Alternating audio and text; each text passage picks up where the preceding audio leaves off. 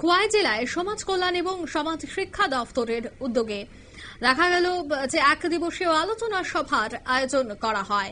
এই দুপুরে খোয়াই নতুন টাউন হলে আয়োজিত হয় আলোচনা সভা। সমাজ কল্যাণ এবং শিক্ষা দফতরের উদ্যোগে আলোচনা সভায় প্রদীপ জ্বালিয়ে সূচনা করেন রাজ্যের বনমন্ত্রী অনিমেষ বন্যা। এছাড়া উপস্থিত ছিলেন বিধায়ক পিনাকি দাস চৌধুরী, সমাজ কল্যাণ এবং শিক্ষা দফতরের অধিকর্তা তপন কুমার দাস, খোয়াই জেলা শাসক রজত পান্ত সহ বিভিন্ন বিশিষ্ট সমাজসেবী বিনয় দেববর্মা সহ আরো অন্যান্যরা।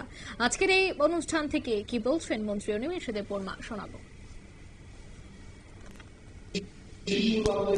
ত্রিপুরায় সরকারিভাবে কম খরচে কি করে করা যায় এই চিন্তা ভাবনা আমরা অলরেডি শুরু করে কাজকর্ম শুরু করে দিয়েছি।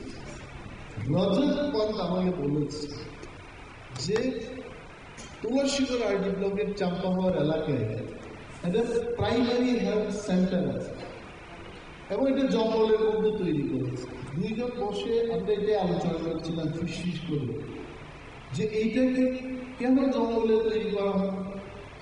ফার্স্ট কোয়েশ্চেন, আমার কাছে তো সেই উত্তর নেই। হয়তো যারা জঙ্গলকে ভালোবাসে তারা হাসপাতালকে জঙ্গলে। আপনারা শুনলেন মন্ত্রীর এই বক্তব্য। এক দিবসীয় আলোচনা সভার আয়োজন করা হয়েছে খোয়াই নতুন টাউন হলে হয় এই বিশেষ আলোচনা। সমাজ শিক্ষা দফতরের উদ্যোগে এই বিশেষ আলোচনা সভাটির আয়োজন করা হয়েছে। নিয়ে নিচ্ছে ছোট্ট একটি বিজ্ঞাপন বিরতির সঙ্গে থাকুন।